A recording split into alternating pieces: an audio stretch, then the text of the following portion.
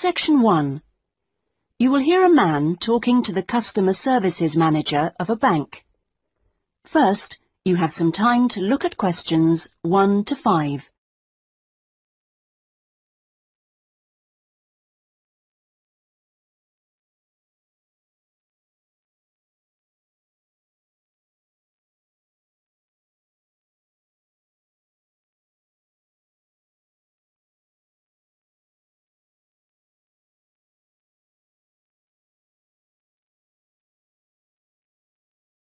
You will see that there is an example that has been done for you.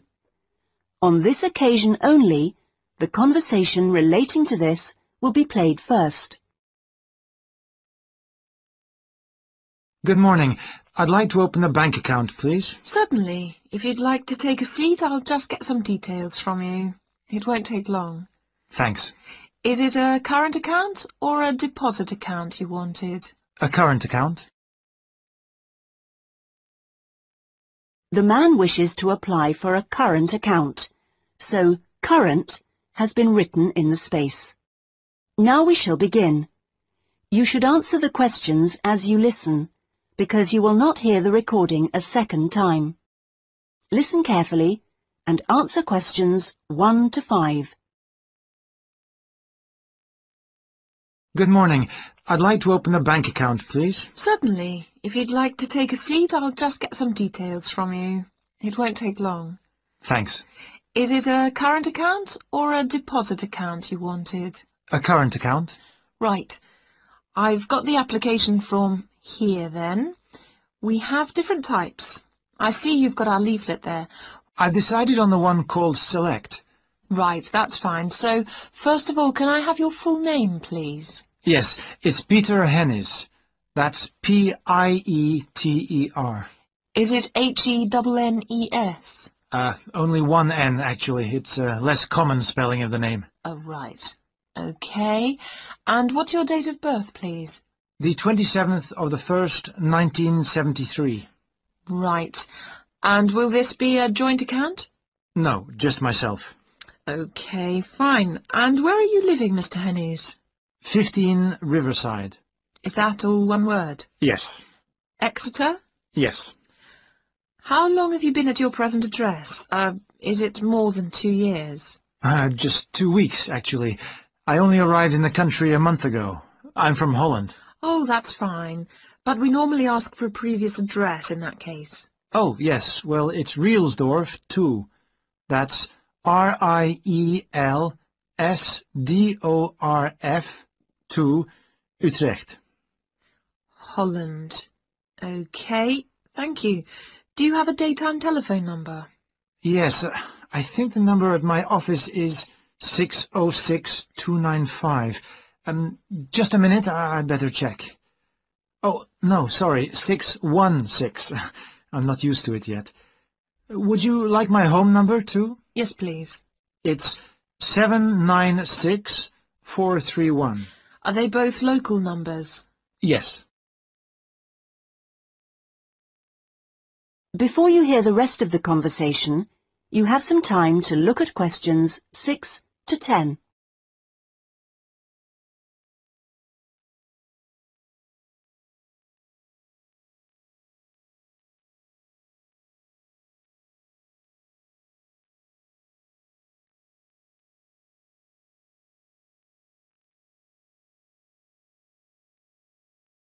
Now listen and answer questions 6 to 10. Right, and your occupation? Well, I'm in Britain as a project manager, but that's not my main job. I'm an engineer by profession. I see. I think I'll put that then. It's shorter. Now, we usually ask for a piece of information which we can use to check your identity for security reasons. You know, if you phone us. Like my wife's first name? Mother's might be better. It's less likely to be known. Okay, hers is Siti. Siti? Yes, S-I-T-I. It's Indonesian. Fine. And how much would you like to open your account with? We usually ask for a minimum sum of £50. That's about 75 euros. Well, I'm going to transfer 2,000 euros from my Dutch account just till I get paid. In fact, I wanted to ask you about that. What's the best way to do it? It depends which bank you're with. It's the Fransen Bank in Utrecht. Okay, fine. I'll check that in a minute. If we have links with them, we can do a direct transfer, but it's not a big problem either way. Let's see. How often would you like to receive statements? I haven't really thought. What's the usual thing? It's up to you. Some people like them weekly. Oh, no, that's too often. Can I have them sent once a month? Yes, that's fine. Is there anything else? I was thinking of registering for your internet service at some stage. Oh, yes. Would you like me to send you information about that? Please, yes. And would you like to receive information about the bank's other services? Insurance, loans, anything like that? I don't think so, thanks. That's okay then. And one last thing. If you agree... That is the end of section 1. You now have half a minute to check your answers.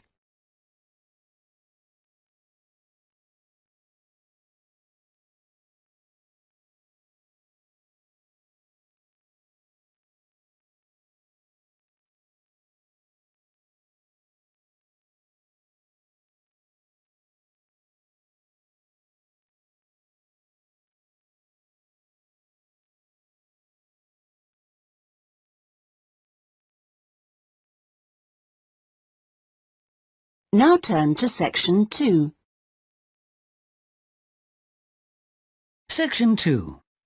You will hear the organizer of a rock festival talking to the exhibitors and performers at a planning meeting. First, you have some time to look at questions 11 to 17 on page 3. Now listen carefully and answer questions 11 to 17. Good evening, everyone. I'm glad you could all make this planning meeting for what promises to be the biggest and most colourful free rock festival ever held in the South East. So whether you're a performer, a craft exhibitor or an artist, we all extend a big welcome to you. Could we turn first to the plan so I can familiarise you with the layout of the site, which, as you know, is an old football stadium. We're really lucky to have so much space this year. You can see the main gate at the bottom of the plan. Have you found it? That's where most visitors will enter. It's also the entrance for those taking part in the craft fair. We've set the stalls just inside the gate on the left in a circle. If you walk straight ahead from the gate along the path without turning right, you'll come to some steps up to the football stadium. On the left of the steps is the fringe stage. This is for alternative artists. They include folk singers, poets and other acts which are more suited to a smaller stage. And they should also enter by the main gate. On the opposite side of the steps is a restaurant, and adjoining that is the main festival information point. Here you can get extra programmes and up-to-the-minute information about events, and you can discuss any last-minute problems, although we hope everything will be running smoothly when the festival opens. Coming back to the plan, you go up the stairs to the stadium. The entrance for the rock bands is on the far side, and on your right is the main stage, which will have powerful illumination and amplification throughout the weekend. There will probably be TV vehicles adjacent, that's in this area only, for recording purposes. If you look at the outside of the plan, you can see a third gate for exhibitors, opening onto a side path. A little way down the path, before you get to the trees, is the building where the art exhibition's being housed. Then, finally, there's just one more building marked on your plan, quite near the main gate. It's divided into lock-up garages, so I hope you now feel quite familiar with the main festival area. Before you hear the rest of the talk, you have some time to look at questions 18 to 20 on page 4. Now listen and answer questions 18 to 20. We also hope that you'll have received your welcome pack.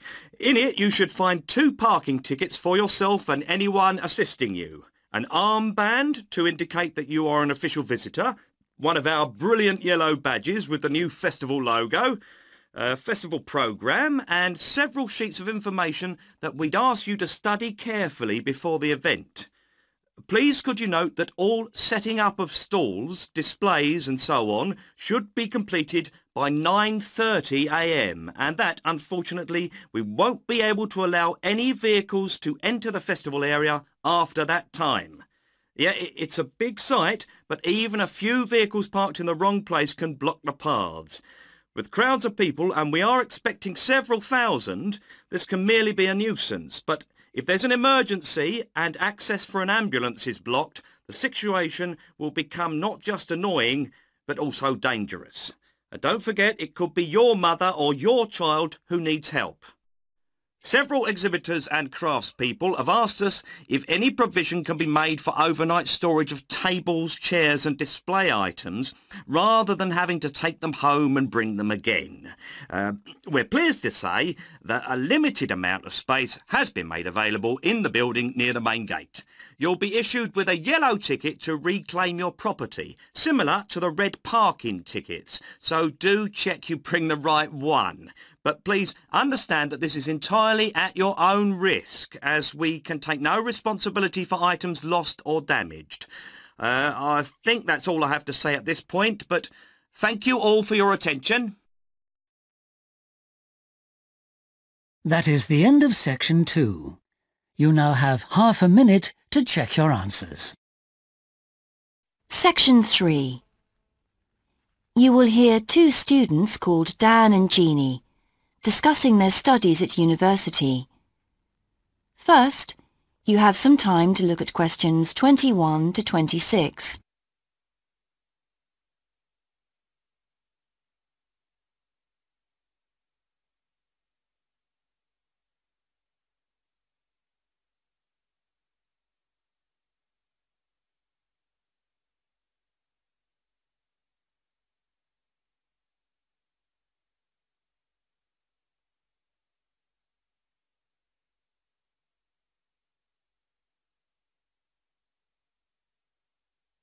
Now listen carefully and answer questions 21 to 26. Hi Jeannie, how's it going? Oh, hello Dan. Pretty well, thanks. Have you managed to get the money for the course yet? Yes, that's all sorted out now, thanks. It took long enough though.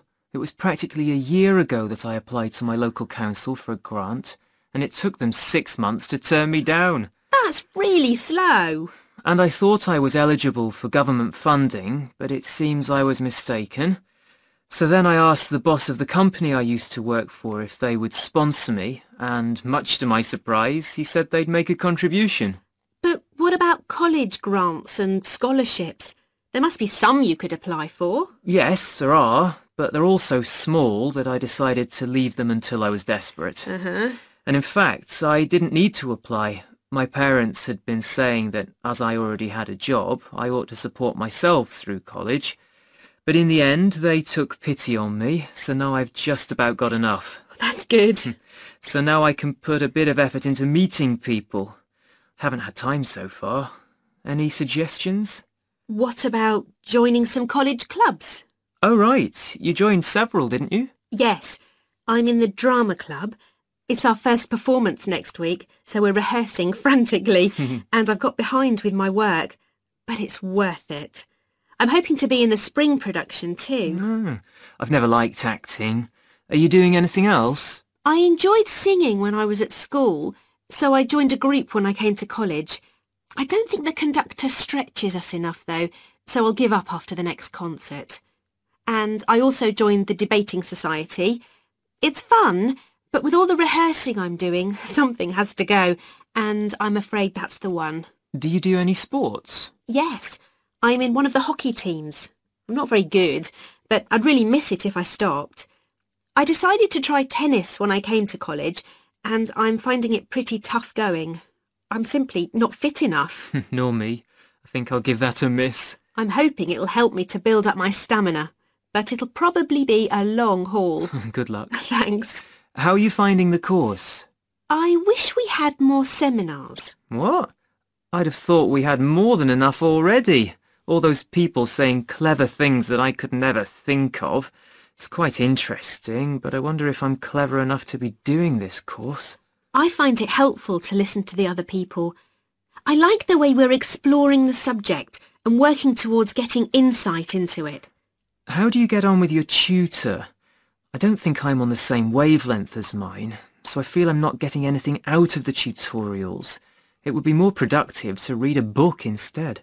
Oh, mine's very demanding. She gives me lots of feedback and advice, so I've got much better at writing essays. And she's helping me plan my revision for the end-of-year exams. Do tell me, I always struggle with revision. Before you hear the rest of the discussion, you have some time to look at questions 27 to 30.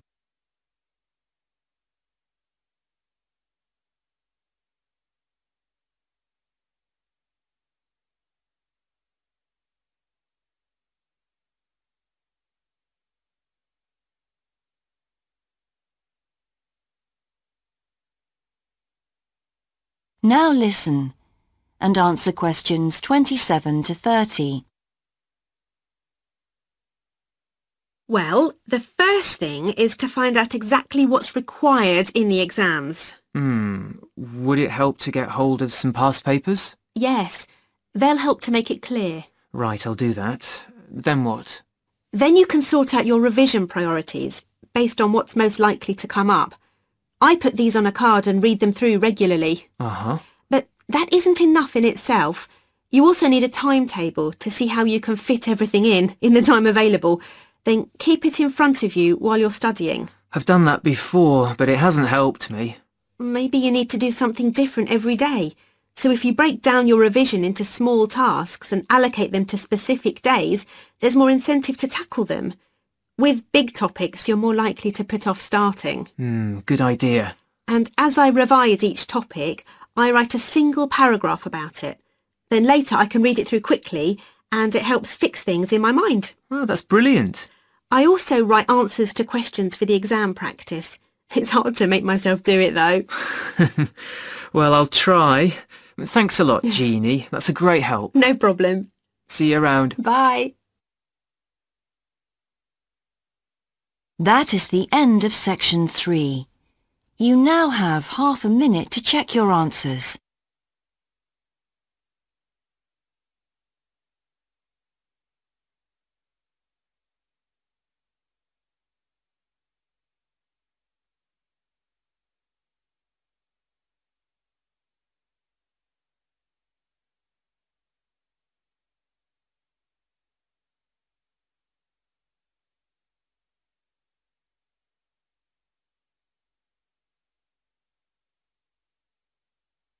Now turn to section 4.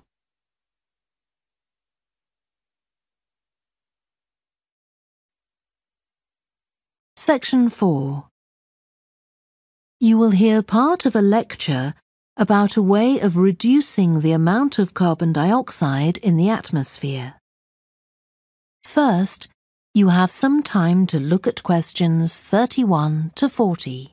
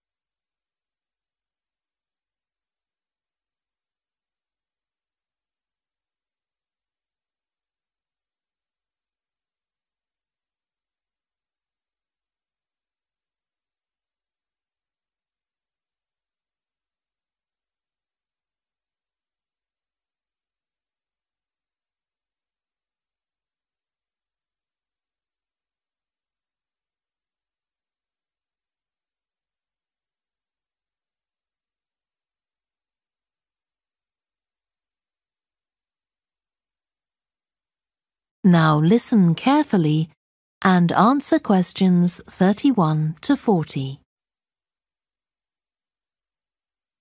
As we saw in the last lecture, a major cause of climate change is the rapid rise in the level of carbon dioxide in the atmosphere over the last century. If we could reduce the amount of CO2, perhaps the rate of climate change could also be slowed down. One potential method involves enhancing the role of the soil that plants grow in with regard to absorbing CO2. Ratan Lal, a soil scientist from Ohio State University in the USA, claims that the world's agricultural soils could potentially absorb 13% of the carbon dioxide in the atmosphere, the equivalent of the amount released in the last 30 years, and research is going on into how this might be achieved. Lal first came to the idea that soil might be valuable in this way, not through an interest in climate change, but rather out of concern for the land itself and the people dependent on it. Carbon-rich soil is dark, crumbly and fertile and retains some water. But erosion can occur if soil is dry, which is a likely effect if it contains inadequate amounts of carbon. Erosion is of course bad for people trying to grow crops or breed animals on that terrain. In the 1970s and 80s, Lal was studying soils in Africa so devoid of organic matter that the ground had become extremely hard, like cement. There he met a pioneer in the study of global warming, who suggested that carbon from the soil had moved into the atmosphere. This is now looking increasingly likely. Let me explain. For millions of years, carbon dioxide levels in the atmosphere have been regulated, in part, by a natural partnership between plants and microbes, tiny organisms in the soil. Plants absorb CO2 from the air and transform it into sugars and other carbon-based substances. While a proportion of these carbon products remain in the plant, some transfer from the roots to fungi and soil microbes, which store the carbon in the soil. The invention of agriculture some 10,000 years ago disrupted these ancient soil-building processes and led to the loss of carbon from the soil. When humans started draining the natural topsoil and ploughing it up for planting, they exposed the buried carbon to oxygen. This created carbon dioxide and released it into the air. And in some places, grazing by domesticated animals has removed all vegetation, releasing carbon into the air. Tons of carbon have been stripped from the world's soils, where it's needed, and pumped into the atmosphere. So, what can be done? Researchers are now coming up with evidence that even modest changes to farming can significantly help to reduce the amount of carbon in the atmosphere. Some growers have already started using an approach known as regenerative agriculture. This aims to boost the fertility of soil and keep it moist through established practices. These include keeping fields planted all year round and increasing the variety of plants being grown. Strategies like these can significantly increase the amount of carbon stored in the soil, so agricultural researchers are now building a case for their use in combating climate change.